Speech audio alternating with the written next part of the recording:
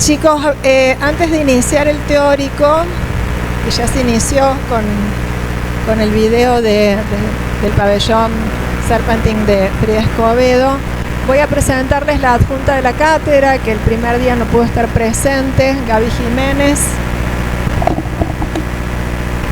Hola, ¿cómo les va? Bueno, en mi rol de adjunta no les pude dar la bienvenida, así que nuevamente se las doy. Seguramente han escuchado a todos los docentes darles una afectuosa bienvenida y espero que puedan disfrutar de esta materia porque realmente es para disfrutar. Y bueno, cuenten conmigo, cualquier cosa estoy para todos, somos parte de un mismo equipo, así que bueno, y también les agradezco el apoyo en esta ausencia a todos mis compañeros. Gracias. Gracias, Gaby, bienvenida. Bueno, ya tenemos todo el equipo completo y ya hemos arrancado, así que bueno, estamos en ese tiempo del despegue, que no es poco. Bueno, ¿qué vimos ahora? La semana pasada dibujamos. Esta semana les pedí que capturaran imágenes y que recordaran fragmentos. ¿Qué te acordás? ¿Qué vieron? Puede ser la conexión entre el exterior y el interior. Muy bien, la conexión entre el interior y el exterior. Dice, ¿cómo te llamas? Fer. Ya la semana pasada también te pregunté y contestaste. Bueno, ¿y cómo es la conexión entre el interior y el exterior? ¿Es con una puerta como la que tenemos acá? ¿Cómo es? No hay ningún muro por así decirlo, sino que son como son filtros. El aire pasa y se siente bien. Es una... Muy bien, fíjate todo lo que dice Fer. Dice, parece que no fueran muros entre el aire. Son muros, pero son muros que construyen un filtro. Esa fue la percepción que tuvo él. ¿Qué otra cosa se acuerdan de este espacio? Que hay un constante juego con la luz también, que habla ella de cómo se filtra a través de los muros y a través del techo que tiene, eso que contó justo creo que está a la altura de la Avenida de Greenwich, algo así dijo.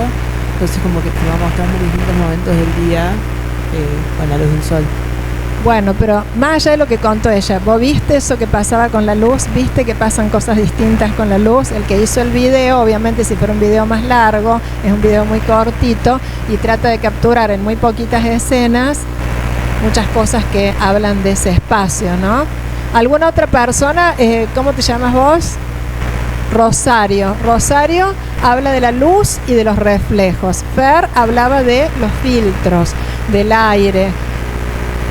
Que bueno, que la chica decía que el ambiente que quería crear era un ambiente reflexivo. Un ambiente calmo, como para reflexionar. Ajá, bien. Bueno, la chica de la que ustedes están hablando es una arquitecta que se llama Frida Escobedo y una arquitecta mexicana que fue convocada para participar en esta exposición de pabellones que se hacen todos los años en el Serpenting Gallery, que es un parque en Londres con un museo, y todos los años convocan a grandes arquitectos o arquitectas a hacer su puesta de cómo están pensando, cómo están entendiendo la arquitectura. En este caso es una arquitecta, la primera arquitecta latinoamericana. Y bueno, lo que nos cuenta, más allá de lo que ustedes vieron, que es muy importante porque no han estado en el espacio como estuvieron en los espacios que visitamos la semana pasada, pero lo mismo pudieron capturar algunas cuestiones. ¿Alguien más que quiere decir alguna otra cosa que vio de todas las que dijimos hace un rato? ¿Y alguna cosita más que se nos ha pasado y no hemos dicho? A ver, ¿qué otra cosa? Un patrón con un material simple que hizo con ese mismo patrón todo el... Bueno, fíjense lo importante, le aparece la idea de patrón, de elemento que se repite, que aunque no me lo hubieran contado, lo puedo reconocer en las imágenes, puedo reconocer elementos que se repiten y elementos simples. Muy bien, entonces aparece por un lado esto que ustedes percibieron como experiencia particular y singular, Y por otro lado, todos los conceptos preexistentes que la arquitecta va a ir comentando en ese relato, en esa entrevista. En este teórico vamos a continuar con el desarrollo de las atmósferas y también vamos a introducir las variables morfológicas, las variables sobre todo aparenciales. Bien, entonces fíjense lo que dice en esa placa. En el hecho arquitectónico, esta es la primera vez que aparece a lo mejor en ustedes esta idea de hecho arquitectónico.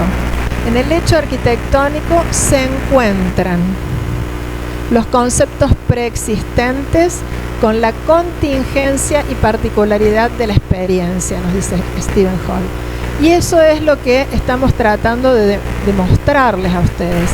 En la arquitectura, en el hecho arquitectónico, se produce esa vinculación entre los conceptos preexistentes, entre las ideas, entre los interrogantes, las exploraciones, las investigaciones que hizo el arquitecto, la arquitecta, el diseñador y todas las particularidades de la experiencia, lo que cada uno percibe o lo que la obra transmite.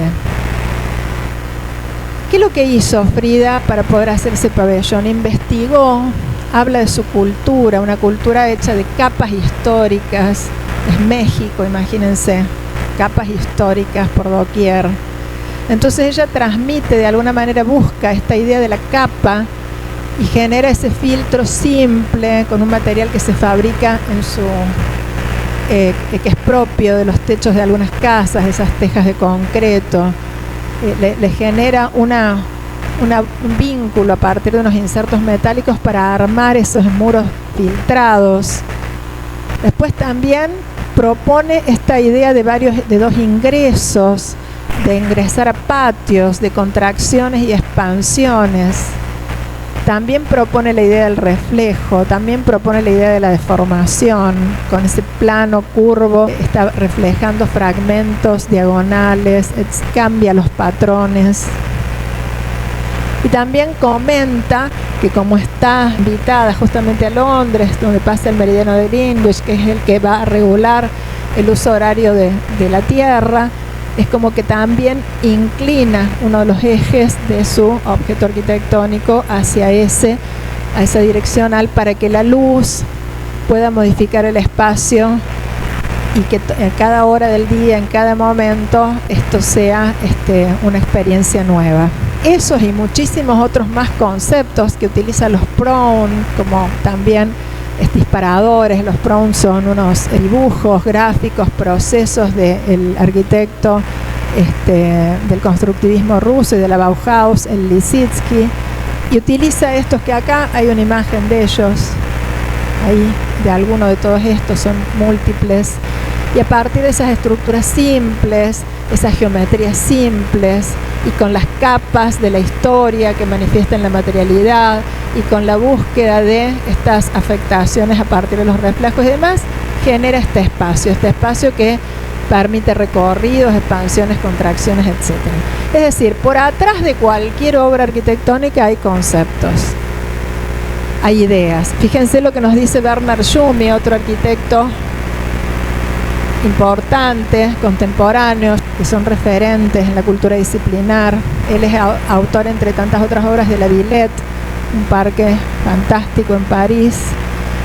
Y Bernard Tschumi nos dice que el concepto es el concepto, la significación, no la forma, lo que distingue a la arquitectura de la mera construcción.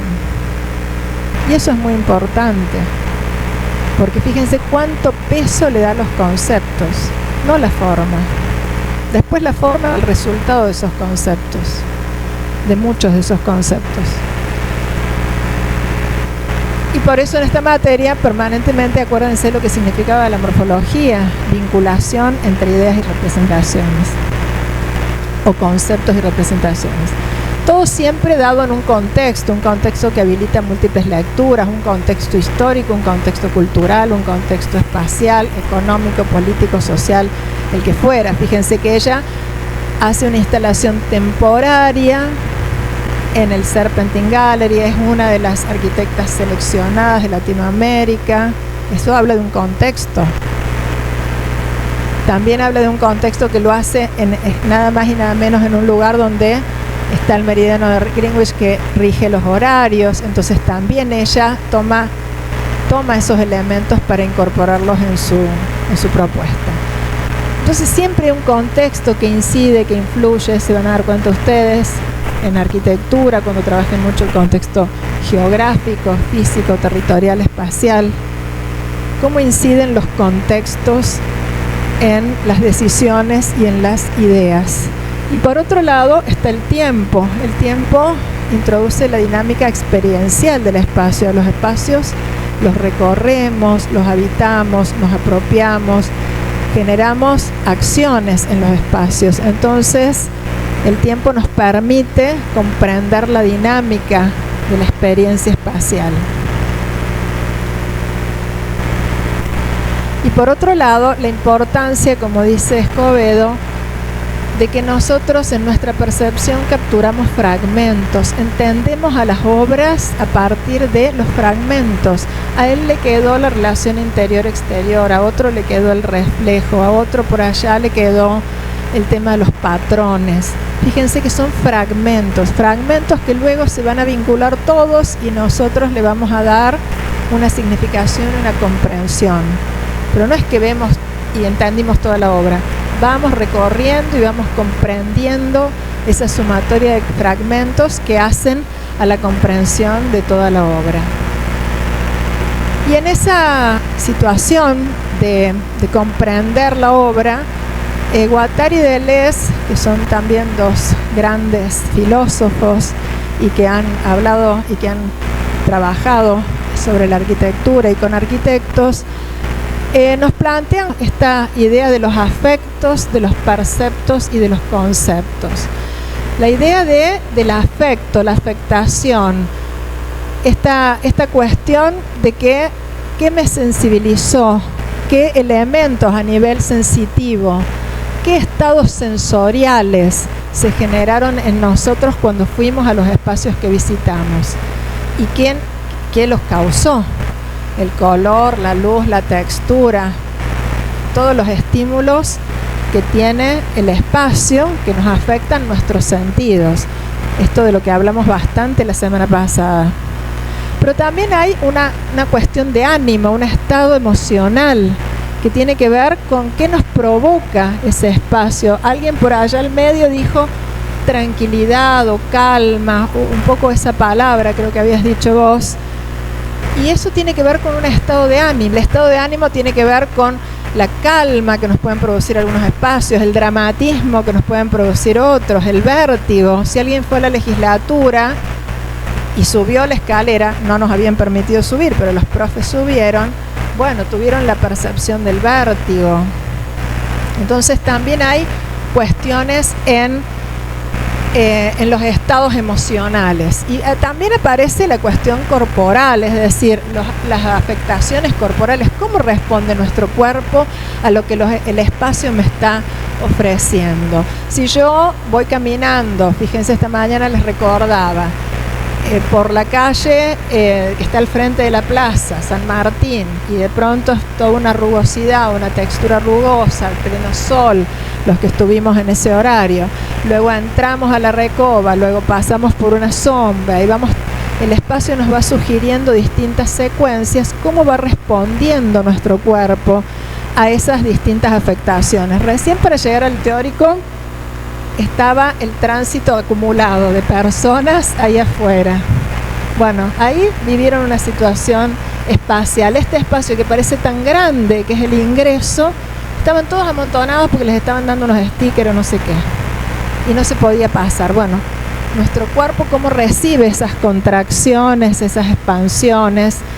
Y también, por otro lado, las afectaciones temporales, los cambios en la luz, los cambios que se producen en la propia experiencia del recorrido. Alguno subió y vio los espacios de arriba, después bajó, otro lo vio a la tarde, otro a la mañana. Es decir, las distintas posibilidades también temporales que hacen que el espacio cambie. Todo eso tiene que ver con las afectaciones. con cómo nos afecta ese espacio. Luego hay perceptos, y Deleuze y Guattari nos dicen los perceptos trascienden a las personas, son lo que la obra transmite, son la sumatoria, la condensación de múltiples percepciones y sensaciones. Un espacio que transmite la blancura, un espacio que transmite la ligereza, la pesadez, la ligereza, la gravedad, lo que fuera, la infinitud, distintas cosas que puede transmitir un espacio. Entonces eso está más allá de la percepción subjetiva de cada uno, nos trasciende a nosotros. La obra transmite cosas y que nos transmite tanto que nos puede transmitir cosas ni siquiera si la visitamos. Si la podemos ver en este video, vieron cómo cada una de esas fragmentos, vimos que en uno había reflejo, vimos que en el otro había una tensión entre arriba y abajo porque se reflejaba el cielo en el agua del piso. En otro fragmento vimos la permeabilidad, es decir, allí aparece todo lo que la obra en realidad está transmitiendo como experiencia sensible. Y luego los conceptos preexistentes y conceptos que nosotros le ponemos, conceptos que nosotros elaboramos, cómo nombramos eso que visitamos, eso que experimentamos, los conceptos que están antes de los autores que generaron las obras y los conceptos que para nosotros son importantes, los que estuvimos a la tarde en el Claustrorum, por ejemplo, las superposiciones de las líneas, las superposiciones de las sombras. Creo que la mayoría de ustedes, la mayoría de ustedes aparece ese concepto de superposición o el de ligereza, porque cuando los profes les hicieron poner los papeles en el piso, también se habló de esto. Entonces, conceptos, afectos, perceptos y representaciones. Palasma nos dice que no puede producirse una experiencia o impacto artístico sin la facultad mediadora de la imagen. Y cuando hablamos de la imagen, hablamos de distintas imágenes literarias, como tuvieron la semana pasada, algún texto que les disparó una imagen gráfica, imágenes corpóreas, que son las imágenes arquitectónicas que ustedes han transitado y que Palasma también le llama imagen corpórea, imagen arquitectónica como imagen corpórea, y que les generan a ustedes determinadas afectaciones. Imágenes musicales, escuchamos una música y nos remite a determinadas situaciones. Entonces, cuando Palasma habla de la facultad mediadora de la imagen, se refiere a todas las imágenes. Allí se produce la experiencia con la facultad mediadora de la imagen, y aparecen gráficos de ustedes que nos hablan de las superposiciones, de lo etéreo, del movimiento, etcétera, que ustedes mismos estuvieron explicando. Cuando nombramos, ponemos nombre a las cosas, utilizamos nuestro lenguaje, sustantivos, adjetivos, verbos, hilamos oraciones, tratamos de recordar esa experiencia con una oración corta.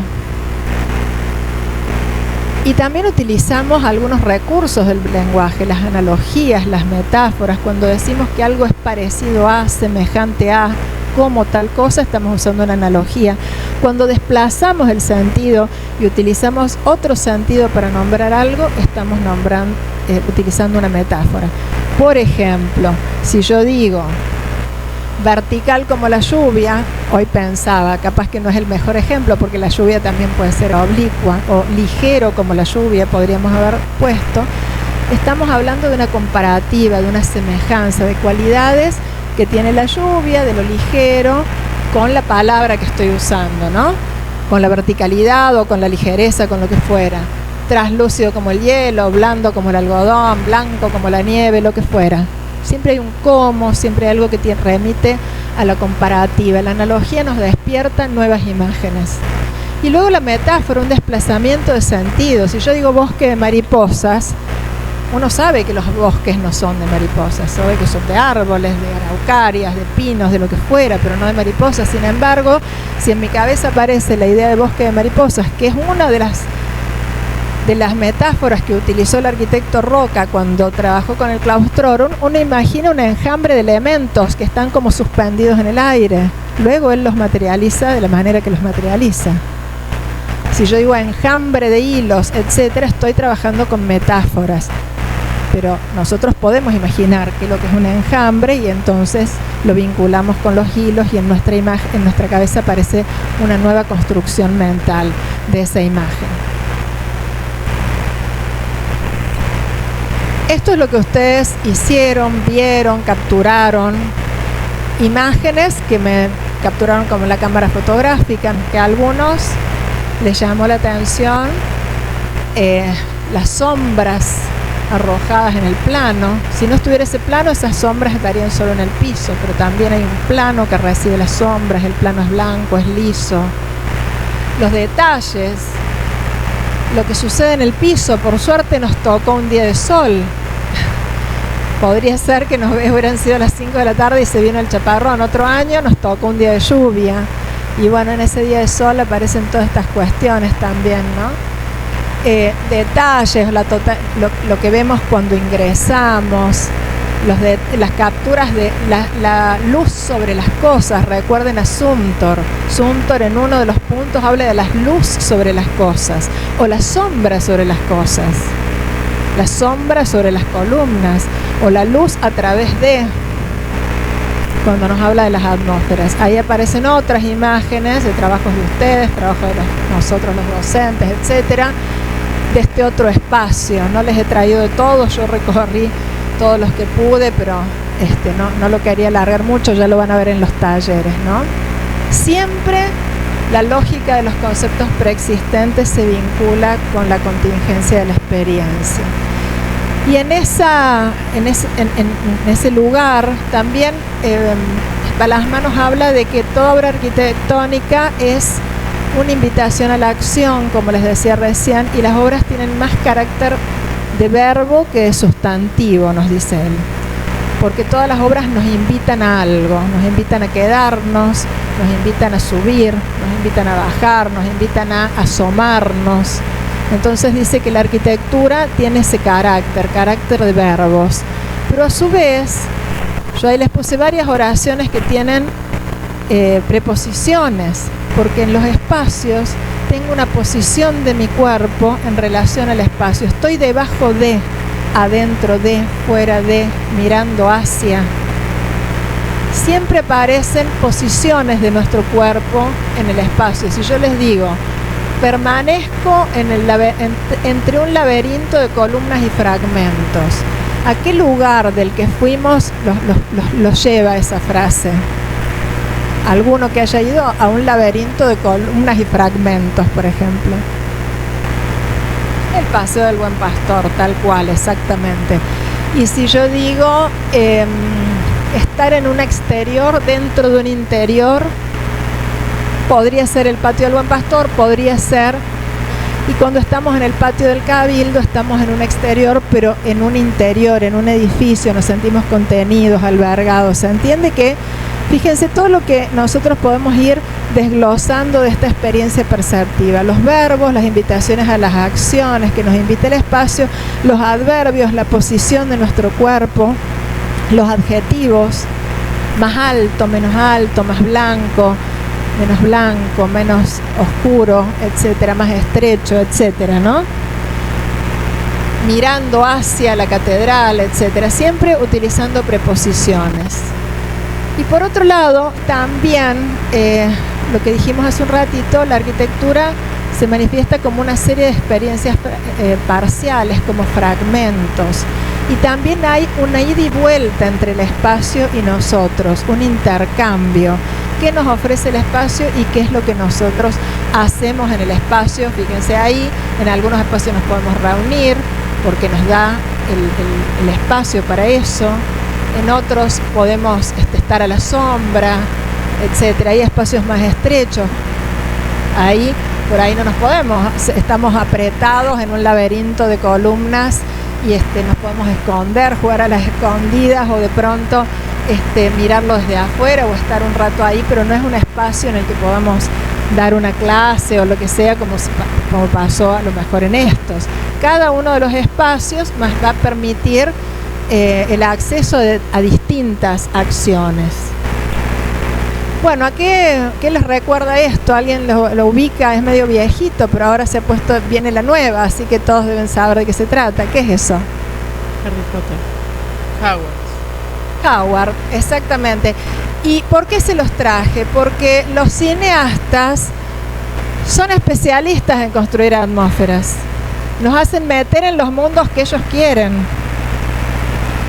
El mundo de la oscuridad, el mundo de la magia, el mundo, o sea, ese espacio, el espacio del comedor, estas hojas que vuelan, todo nos remite a alguna escena de Harry Potter.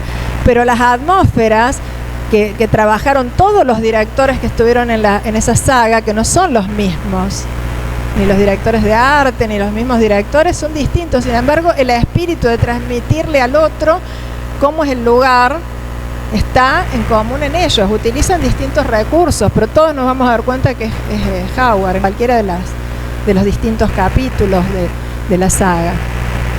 Y si vemos esto, ¿qué es? Barbie una y la otra. Claro, yo no la vi a la otra porque es muy de terror, no me gusta, no sé. Pero bueno, sí, está muy bien. Una atmósfera me interesa porque el que hizo la puesta de Barbie, el que hizo la escenografía, se inspiró en la arquitectura moderna. Así que cuando estudien la arquitectura moderna, van a darse cuenta de las exposiciones, del ver y el ser visto, de esta nada se oculta, etcétera. Entonces fíjense, estas casas que están todas abiertas, que puedo ver lo que pasa allá, lo que pasa acá, estoy como en una adentro y en una afuera, o en esta otra atmósfera que en cualquiera de las imágenes vamos a tener como esta idea de expansión, de fragmento, de colores intensos, etcétera, de amenaza también, de alguna manera lo que nos transmiten esos colores, ¿no? Y vamos con ahora el arte, con pintores. Veníamos de lo contemporáneo, vamos un poco más atrás, siglo XVIII, XIX, William Turner, un precursor de los impresionistas. ¿Qué vemos en esas imágenes y qué vemos en la primera imagen? Reflejos. Bien, reflejos, muy bien. ¿Qué otra cosa vemos? ¿Qué ves ahí en esa primera imagen? Calma. Muy bien, calma. Esa pintura transmite calma. Leo reflejos. ¿Por qué transmitirá calma? Son colores claros, son colores suaves. No hay nada que me interrumpa las direccionales. Hay una direccional, prevalece la horizontalidad. Todo esto que yo estoy diciendo no es solo descriptivo. La horizontalidad es el plano que está vinculado a lo terrestre. Y eso no es solo en morfología. ¿Qué otra cosa? ¿Qué otra cosa más ves? Yo en la segunda imagen puedo ver si fuera visto de un edificio en lo alto, si fuera una ciudad al fondo, bajo tinieblas, si la ciudad se intenta responder a través de esa niebla. Bien, muy bien. Entonces en una hay calma, en el otro hay tinieblas, al fondo hay una ciudad. Hasta acá han deducido un montón de cosas y no hay ningún dibujo perfecto ni preciso hecho. No hay ninguna línea, hay manchas. Y han podido deducir un montón de cosas. Entonces, ¿qué quiere decir? Cuando nosotros hablamos de las atmósferas, los dibujos que no tienen contorno, de lo que nos sugieren, lo que puede sugerir una imagen. Ustedes leyeron un montón de cosas que están en esas imágenes, los impresionistas, y él, que es este autor que es preimpresionista, pero anticipa el impresionismo, trabajaban con la luz, con la mancha. Entonces nada estaba contorneado. Sin embargo, nos transmitía un montón de cosas. El primero se trata de, ¿qué otra cosa hay ahí aparte del reflejo? ¿Qué es lo que se refleja? Un puente, muy bien. Un puente, el agua, el reflejo, un puente que nos llevará a algún lado. El puente me indicará que hay una adelante y una atrás. Me da la idea de profundidad. Y en el otro, como bien dijo, ¿cómo te llamas vos? Daniel, fíjense, hay una atmósfera oscura. Hay algo allá al fondo, pero algo pasa acá, raro. Pasa algo ahí, hay un foco más oscuro. Bueno, Uno de esos cuadros, sí, tiene que ver con el puente. Bueno, esas son algunas palabras que yo había puesto, que a mí me sugería: masas pesadas, superficie reflejante, esto que se deja atravesar. Y en el otro había puesto oscuro, contrastes de luz y sombra. Había este contraste entre la horizontalidad y la verticalidad que me produce esto, un paisaje como efímero, que se disuelve. Bueno, uno es un puente y el otro es un incendio que está produciéndose adelante de la ciudad. No importa si sabemos que es un incendio, pero todo lo que vimos quiso transmitir, todo lo que pudimos ver en la imagen nos transmitió cosas. Bueno, con la arquitectura lo mismo, en lugar de ser en un plano y en una pintura, con la arquitectura se transmiten cosas. Fíjense, una gran imagen, una gran fotografía de este gran fotógrafo Van Gogh, seguramente van a ver muchas más en esta cátedra. ¿A qué los remite esa imagen? ¿Qué es lo que ven ahí? ¿O qué se imaginan? Esta mañana fue genial el que participó y dijo como si conociera la foto. Dijo muchísimas cosas. Muy bien, una construcción. ¿Y qué hace que lo asocies a una construcción? Los andamios, la gente que está trabajando con las carretillas, materiales, herramientas. Y cuando ven esa imagen, solamente ven la imagen o pueden imaginar también el sonido. Podrían imaginar que hay un sonido por atrás. Y fíjense que esa imagen también nos marca una temporalidad. Esa obra no está fotografiada en un solo momento. Hay capas, y como un montaje fotográfico, que lo que está como más atrás, lo que está más adelante, nos habla de una temporalidad. Nos habla de que eso es un proceso, tiene un tiempo. Todo lo que nos puedan decir las imágenes. Y esto es una obra, un aulario en Piura. ¿Alguien de Perú? No, siempre tenemos. Bueno, es una zona de Perú que es bastante árida, muy cálida, muy caliente, temperaturas muy altas, con poca vegetación, y ahí estos arquitectos de Barclay y Kraus han hecho un hermoso aulario. Y fíjense cómo es por fuera, como bastante cerrado, muy mimetizado con el color del lugar, de la tierra.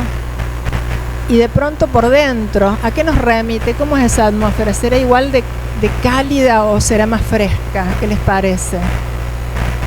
¿Y por qué? ¿Cómo es ese interior? ¿Qué tiene ese interior? ¿Qué se ve en ese interior? ¿Qué es lo que predomina en ese interior? Muy bien, la sombra y cómo se filtra la luz. Entra la luz, pero fíjense, a partir de una línea, en un fondo, en patio, filtrada en ese plano que tiene todas estas cribas. Entonces uno se imagina pasar de todo esto, de una temperatura a otra situación más fresca. Entonces, cómo los arquitectos generan estas atmósferas, ¿no? Aquí vienen varias definiciones de distintos autores. ¿Qué es una atmósfera? Ustedes tuvieron que leer el texto de Zumthor. Zumthor justamente nos habla que la atmósfera es una entidad inmaterial. Si es inmaterial, no tiene tangibilidad, pero afecta nuestra sensibilidad emocional. Sabemos que están presentes. Es inmaterial, no es la escenografía solamente que hace el director de arte en el cine.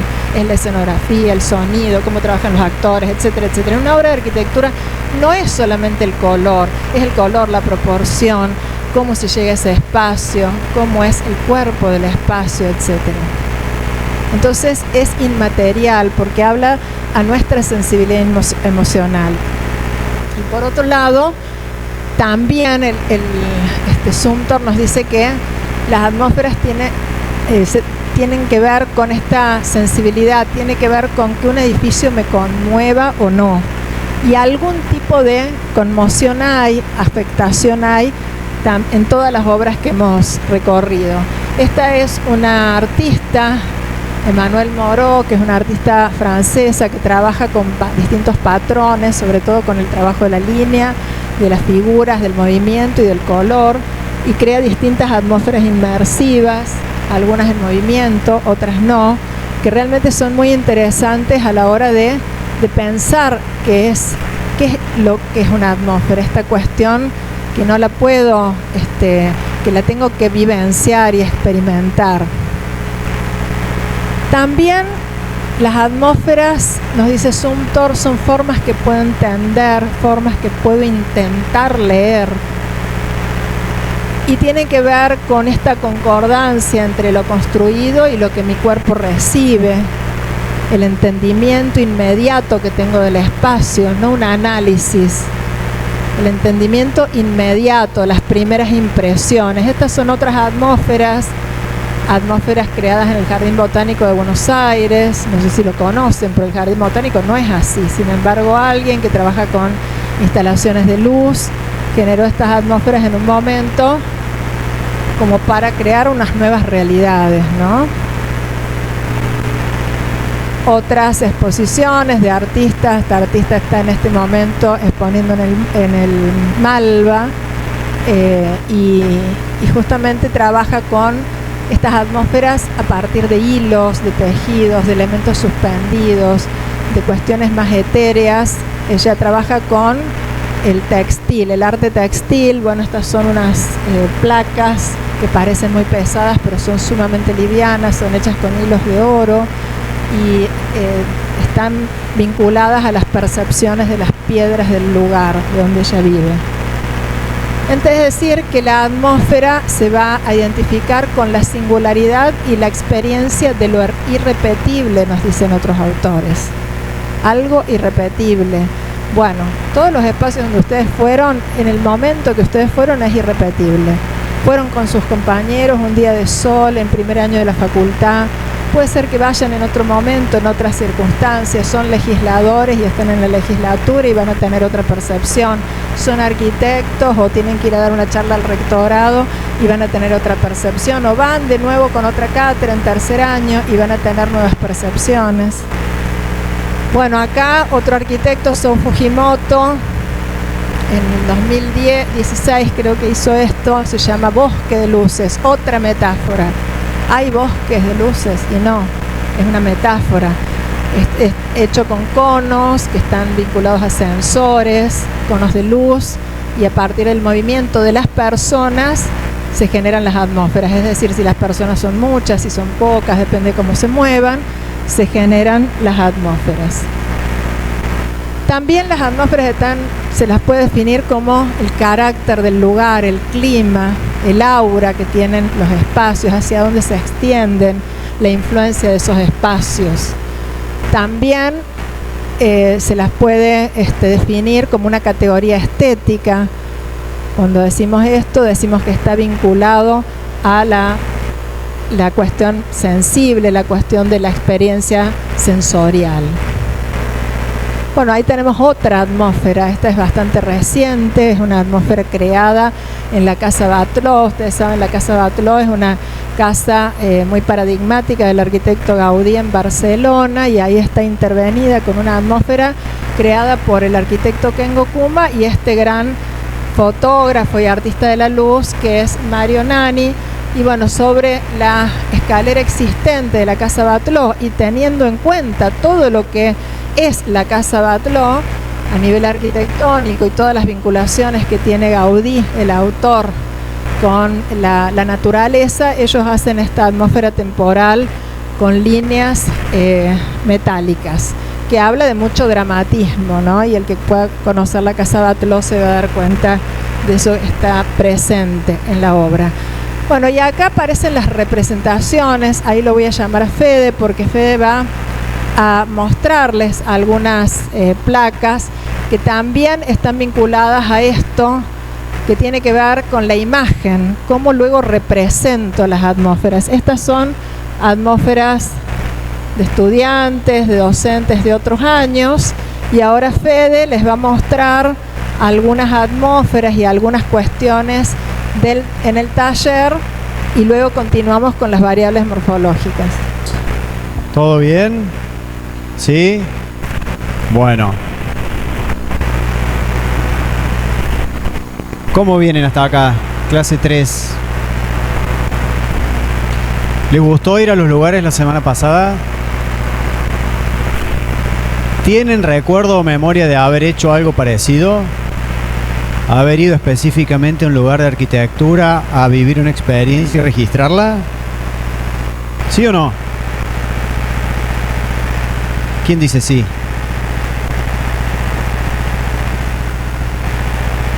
Estoy seguro que todos lo han hecho, solo que no han sido conscientes de esa experiencia.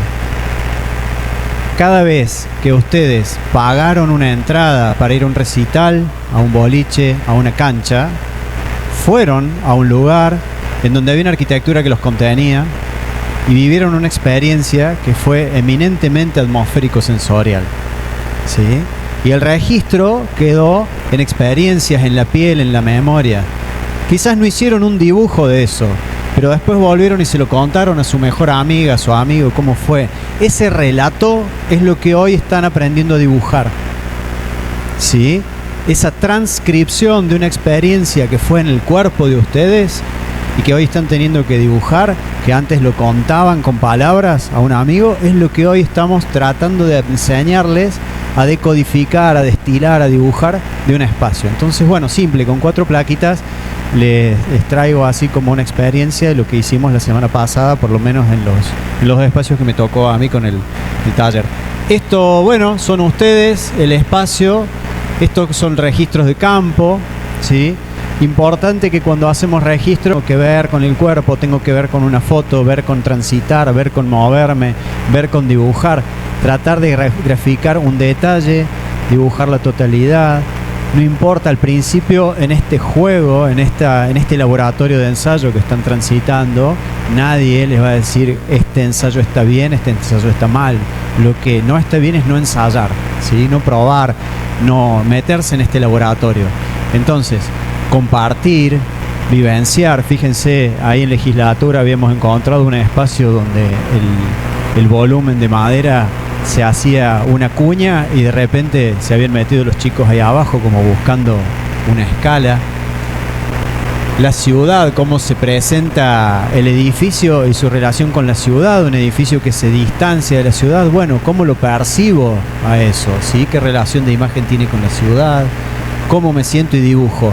Nos tenemos que acostumbrar un poquito, porque es la profesión que ustedes eligieron, a la incomodidad en el buen sentido, de tener una bitácora portable, una cartucherita con las herramientas mínimas para poder viajar e ir registrando cuando lo necesitamos en el lugar. Después vamos a tener un momento de estudio en nuestra casa o en un lugar más calmo para desplegar un papel más grande, con música y con el mate, y poder sentarnos a hacerlo más largo el proceso. Pero esto es algo que los va a acompañar toda la profesión, ¿sí? La obra, el viaje, siempre es con este sistema de registro que no es el celu, ¿no? O sea, es como es un acompañamiento de bitácora en donde uno va registrando lo que necesita ver. La foto me muestra todo, en definitiva. Bueno, esto es legislatura. ¿Quiénes fueron a legislatura? Fueron y, bueno, acá lo van a ver representado. Legislatura es un edificio que se presenta como independiente de la ciudad, con cierta distancia, tiene un tamaño importante, tiene un lenguaje muy particular. Entonces aparecen estos primeros dibujos que tienen que ver con la relación de tratar de entender de cómo es el edificio con la ciudad, cómo se relaciona con sus distancias. Y acá empieza a aparecer una clave, que es cuando grafico las atmósferas, es que no soy literal. Tomo elementos, ¿sí? Elementos que veo en el edificio, que hay líneas, hay formas, hay volúmenes, pero dejo de ser literal. Fíjense, ahí hay un dibujito muy chiquito que tiene unas líneas rojas. ¿Hay algo rojo en el edificio? Los que fueron. ¿Hay algo así de rojo en el edificio?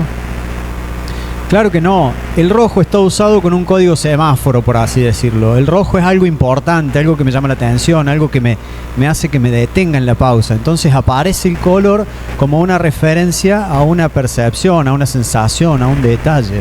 ¿Bien? Color como una herramienta utilizada. La relación del edificio con la ciudad. El cielo no era tan azul, pero usé el fibrón bien azul como para contrastar que el edificio y la ciudad se distancian por un gran manto de cielo. O sea, es un punto en donde la ciudad me deja ver la skyline, el borde del río, el cielo. Bien. En este gráfico de abajo puedo ver la relación del edificio con la ciudad, y luego cuando me meto adentro, allá arriba hay un pequeño dibujito de empezar a entender cómo funciona el espacio principal del edificio y cómo son las curvas. Allá arriba hay unos ensayos, es difícil dibujar una curva. Entonces pruebo 3, 4, 5 veces hasta que más o menos voy encontrando las 2 o 3 líneas curvas de abajo y de arriba que se asemejan a un espacio, y empiezo a ensayar un poco mejor. ¿Sí? O sea, es todo un laboratorio, son experimentos gráficos. Los voy haciendo hasta que esto va transitando una serie de líneas y curvas, ¿no? Entonces, de nuevo, nada es tan azul, nada es tan rojo. Simplemente con el azul quiero pensar que algo es liviano, y con lo rojo quiero pensar que algo es pesado o macizo. ¿Se va entendiendo hasta acá? Aparecen palabras clave, se las leo porque los de atrás quizá no las ven. Acá en legislatura empieza a aparecer el contexto, el lenguaje, ¿sí? El diálogo de elementos, el contraste, la verticalidad, el uso de la luz difusa. O sea, es como que empiezo a partir de las lecturas de atmósfera a ver estas cuestiones, continuidades. Los que fuimos a Claustrorum a la tarde, ¿dónde está el team de la siesta calurosa, la más calurosa de la semana pasada? ¿Se acuerdan? Diferente la percepción de los que fueron a la mañana a los que fuimos a la tarde, Claustrorum. Me aproximo al lugar, es un espacio exterior que me invita a ser interior, tiene una escala monumental, está a escala de ciudad universitaria, son pérgolas que no son para sentarse a comer un asado con 5 amigos un fin de semana, sino que tienen la escala de un edificio público de ciudad universitaria. Tienen una forma muy particular, llama la atención por contraste de formas. Entonces empiezo a dialogar con mis dibujos y empiezo a investigar. Primero hago algo bien simple, allá arriba empiezo a ver cómo es esa forma. Son 2 patas, ¿sí? Parecen los bichos de la Guerra de las Galaxias de George Lucas, son 2 patas y un coso grande arriba. Después los investigo de más cerca, empiezo a ver que esas formas se repiten y empiezo a imaginar estas formas en esa repitencia allá arriba. Luego puedo empezar a generar situaciones de atmósferas exageradas, como este gráfico de acá abajo, en donde dibujo más una percepción que una realidad. O sea, una multiplicidad de formas, ya no son las 5 pérgolas que son, sino que son 25 o 50, porque las siento pesadas.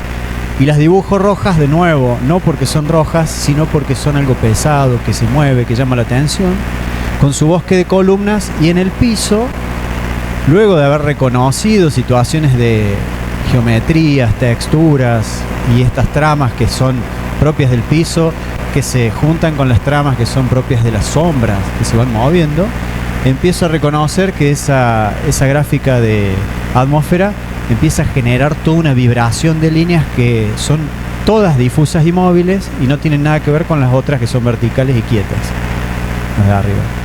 Son investigaciones, son las que yo hice ahí sentado en la única sombrita que había, con la espalda contra la pared, con los chicos ahí charlando con ustedes. Algunas referencias de fotos, por ejemplo, acá hay una pequeña trampa. Esta foto es el guiño a aquel gráfico, ¿sí? Aquel lo hice después de haber sacado la foto. Entonces, también la foto me ayuda, me reconstruye la experiencia y tengo la posibilidad de ir tomando y anotando. La foto, el problema que tiene es que nos muestra el 100% de todo, cuando nosotros acá lo que tenemos que tratar de ver es como el concepto de lo que está detrás de las cosas. Diálogo natural y artificial, las palabras que fuimos anotando que surgieron de ahí de la charla con ustedes. Un espacio como nexo y conector, la palabra superposición, órdenes superpuestos, muchas cosas arriba de la otra, articulaciones, dinamismo y transición. Bien, bueno, y por último les traje esto que es la yapa, le pusimos, no sé si ustedes saben lo que es la yapa, era lo que cuando había cuentas en los almacenes ibas y te anotaba, el almacenero te daba la yapa, ¿sí? Es porque te regalaba, no sé, algún caramelo, un criollo. Esto es cómo tomar apuntes en un teórico o en un práctico o en el curso en tiempo real. Eso son fotos de 4 hojas de la bitácora, son pequeños dibujitos. Eso es todo el apunte del teórico 1 de hace 15 días, ¿se acuerdan? ¿Reconocen algún dibujo o alguna cosa de lo que vieron en las diapos de hace 2 semanas del primer teórico de Lili? Este bicho amarillo que está acá, que es como un pescadito y un círculo, ¿se dan cuenta qué es?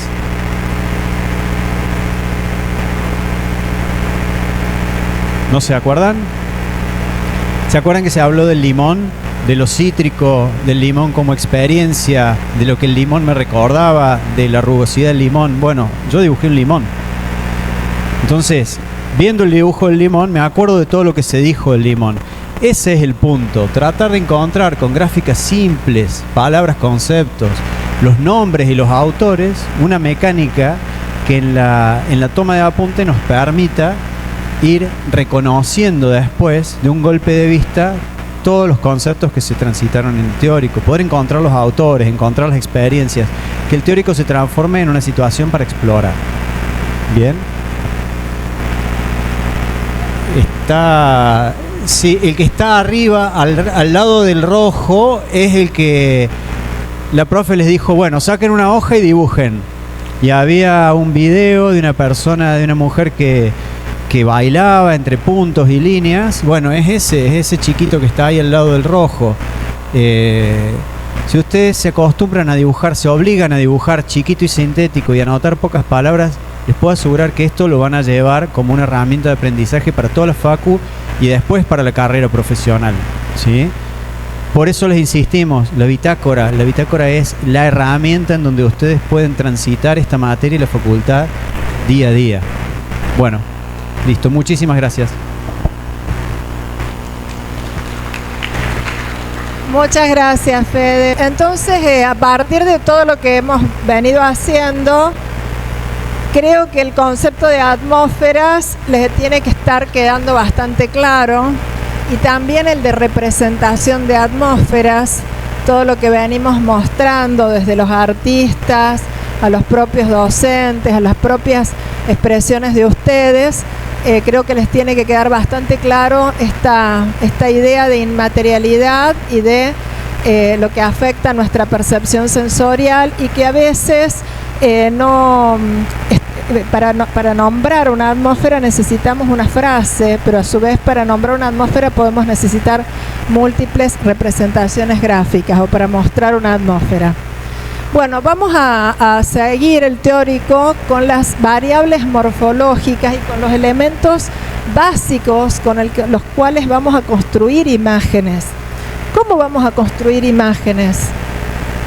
¿Cuáles son los elementos visuales gráficos con los que contamos? Bueno, trabajamos con elementos básicos, visuales, punto, línea, plano. Luego, a partir del plano, construimos volúmenes, construimos superficies espaciales a partir de la línea, etcétera. Y también vamos a tener algunos componentes básicos para la composición de nuevas atmósferas, y van a tener que ver con las formas, con el color, con las texturas, con la profundidad, etcétera. Hay distintos tipos de variables. Tanto la arquitectura como nosotros no somos entidades estáticas. Esta mañana les decía, cuando nosotros volvemos a un lugar, o cuando éramos chiquitos y veíamos un espacio y cuando vamos de nuevo lo vemos más grande, o cómo nos afecta cuando vamos todos juntos, cuando vamos solos, o si estamos con distintos estados de ánimo. Hay una situación que tiene que ver con ese espacio, con qué me transmite ese espacio, y que esa experiencia, dijimos hace un rato, es irrepetible y por lo tanto cambia. Y también cambia nuestra percepción y cambia el espacio, porque el espacio cambia a la mañana cuando entra la luz, cambia a la tarde, cambia en las estaciones del año. Es decir, la temporalidad, la manera en que lo recorro, también hace que cambie nuestra percepción. Entonces decimos que estas variables que vamos a nombrar son variables, varían, cambian, no son estables. Podemos hablar de algunas categorías morfológicas que son más estables, pero que ustedes van a darse cuenta en la propia percepción que a veces tenemos que ir entrenando el ojo para darnos cuenta de la proporción de los espacios. Un espacio mide tanto, por tanto, por tanto, tal altura, tal profundidad. Sin embargo, si está lleno de gente o si tiene menos gente. también es como lo percibo o cómo entra la luz. Entonces también por eso dentro de esas más estables o estructurales también decimos que pueden variar en relación a nuestra percepción, no en relación a la métrica real, sino en relación a nuestra percepción. Acá aparece el punto, primera entidad, no tiene dimensión. Con el punto es una primera entidad básica con la cual podemos generar imágenes, podemos hacer una atmósfera de puntos. Creo que en algunos talleres, por lo menos en la guía, en la guía habíamos armado eso. En algunos de los talleres el primer día iban a trabajar atmósferas de puntos, atmósferas de líneas, otros iban a escenificar. Fíjense que el punto puede indicar un acento, puede indicar un silencio. El punto que tiene expansiones, el punto que, fíjense ahí, es un gráfico donde indica la posición de una obra de arquitectura en un determinado lugar del grupo RCR. Lo puede indicar como solo, tiene una posición en un campo, en un plano, en un espacio. Aquel punto, este punto dentro de lo que es todo este auditorio, este sector, está hablando de un foco. El punto tiene una posición y lo podemos indicar de distintas maneras. También en la tridimensión, ese punto se hace tridimensional y puede empezar a tener un carácter tridimensional. No es un punto hecho con un lápiz 05, de pronto empieza a ser un volumen dentro de esa trama. La línea, que es una sucesión de puntos, cómo trabajamos con líneas, las líneas que pueden estar paralelas, concurrentes, que nacen de un punto, que son curvas, que son quebradas, etcétera. Múltiples posibilidades de utilizar la línea. Acá tenemos pinturas, el dibujo de Max Bill, de líneas y puntos. Max Bill, un artista de la Bauhaus. Cómo las líneas se materializan cuando nosotros la trabajamos compositivamente. Las líneas nos van a indicar ejes. Ustedes van a ver en el próximo trabajo práctico, cuando trabajemos con los trazados reguladores, la importancia de los ejes, la importancia de las líneas. En todo, en el trabajo que van a hacer ahora también, por supuesto, ¿no? Y después, cómo se pueden materializar arquitectónicamente. Acuérdense cuando nos dice Zumthor la consonancia de los materiales y el cuerpo de la arquitectura. Y fíjense, esa arquitectura es una arquitectura que tiene un cuerpo a partir de líneas, de repetición de líneas. Bueno, entonces las líneas se materializan en varillas, en barras, en vigas, en columnas, en tramas, en cables, tensores. Distintos tipos de líneas son parte de la materialización en la arquitectura. Por ejemplo, cuando el elemento laminar predomina el plano sobre el espesor, son placas. En el que fue al Consejo Deliberante, uno de los planos, uno puede reconocer placas. Esta idea de como estos balcones que se materializan son líneas pero más gruesas. No sé si alguien conoce, si hay algún recursante tal vez, conozca el Auditorio Libre de la Facultad de Abogacía, un cuerpo de la arquitectura de líneas. Y un cuerpo de líneas con una atmósfera de luces y sombras también, donde las sombras y las luces son muy importantes. Recién les hablaba de las placas o también en este caso de las vigas. Miren el espesor y la altura de todo este plano generado a partir de una repetición de elementos, y elementos en dos direcciones y elementos verticales que estas son plantas, ¿no? Los elementos verticales son plantas y lo otro es un gran techo de este pabellón nórdico. Y el plano podría ser este plano como cualquier otro, podría armar una figura que construyera un plano a partir de tres líneas, por ejemplo un triángulo, etcétera. Entonces está delimitado por líneas, puede generarse a partir de la proyección y la repetición de líneas. De acá los planos que aparecen dibujados por ustedes cuando fueron a el Consejo Deliberante. Alguien capturó ese volumen y dibujó ese plano, o este plano totalmente reticulado que permite ver el exterior. Buscó un contraste para enfatizar digamos, esta relación de alturas entre el arriba y el abajo. Y el volumen que se va a construir a partir de vincular planos. El volumen que va a hablar de una tridimensionalidad. Ustedes en matemáticas seguramente están estudiando o van a estudiar las figuras y van a estudiar también los poliedros. Tiene forma, orientación. Y por otro lado, el volumen va a estar totalmente vinculado a la forma tridimensional de la arquitectura. Hay espacios que permiten albergar estos grandes vacíos, que tiene que ver con la forma tridimensional de la arquitectura, que es un texto de Quaroni, Ludovico Quaroni, un teórico de la arquitectura. Quaroni nos dice que la forma tridimensional de un espacio arquitectónico no es el exterior de un sólido, sino esa forma cóncava y convexa de ese vacío, que tampoco es un vacío, esa forma cóncava y convexa de un espacio que es un lugar apropiado por el hombre. Entonces, de pronto, cuando él habla de la forma tridimensional, no está hablando de este objeto por fuera, sino que la forma tridimensional de la arquitectura es toda esta concavidad, toda la convexidad y todo el espacio que este recinto alberga. Y luego aparece la superficie espacial, que se genera a partir de una generatriz, puede ser una línea quebrada, etcétera, y que no va a estar en un solo plano, sino que puede empezar a ocupar varios planos. Y luego la directriz, la direccional hacia donde se construye el plano, por barrido de la unidad. También tenemos una generatriz allí en la legislatura. Vemos, fíjense cómo esta línea vertical, estas líneas verticales que parecen que siguen, que se reflejan en el piso y que se potencian por esa superficie superior tan etérea, como también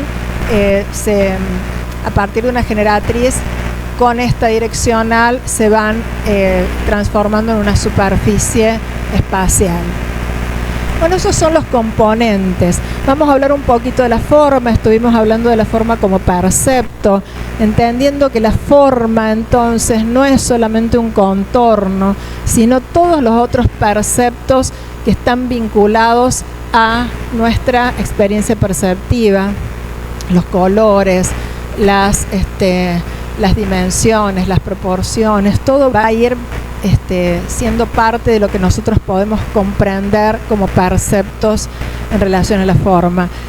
Y cuando hablamos de la forma decimos que nosotros percibimos estructuras, y cuando decimos que percibimos estructuras tiene que ver con que nuestro sistema visual organiza la información en estructuras. Si yo les muestro todos estos planos sueltos, y bueno, son planos sueltos, sin embargo esos planos conforman este gran espacio escultórico de Tindaya, porque nosotros los vemos vinculados, porque hay una vinculación y podemos comprender este espacio. Luego, si lo analizamos, podremos ver que hay planos de distintas formas que se vinculan con determinada sintaxis de determinada manera. Si nosotros vemos esto todo suelto, y bueno, no nos remite a nada más que círculos y líneas, pero nosotros sabemos que eso es una bicicleta y son los mismos elementos que están vinculados de una determinada manera. Reconozcamos algo que tiene un significado para nosotros. Entonces, los planos sueltos, los elementos sueltos, como recién decíamos, los fragmentos, vemos fragmentos en la obra de arquitectura, sin embargo, nuestra comprensión los puede vincular y los puede vincular como una totalidad. ¿Por qué? Porque percibimos las relaciones entre las partes que constituyen ese todo. Luego aparecen estas otras imágenes. Las formas pueden ser generadoras de otras formas. Las formas, fíjense en también está este ensayo de Max Bill, que tiene que ver con 15 variaciones para el mismo tema, como buscando un solo tema que tiene que ver con la circularidad, como distintos ensayos para buscar esa circularidad a partir del triángulo, la figura que se transforma del triángulo al cuadrado, al pentágono, etcétera, o la línea continua, las líneas discontinuas, los elementos que van sueltos, que van un poco aproximándose como segmentos, pero generan esta circularidad. Es decir, las formas pueden engendrar otras formas. Y bueno, esta vinculación, creo que por acá estaba la placa, esta idea de forma y espacio, que la forma está relacionada con la estructuración del espacio y por otro lado, la forma va a residir en la frontera material. Entonces nosotros cuando trabajamos en morfología siempre vinculamos la forma con el espacio. Y luego decimos que la forma y la materia son como dos caras de la misma moneda. La materia, que va a constituir donde se va a materializar el límite, va a tener una forma, va a tener esa forma tridimensional que va a albergar ese espacio.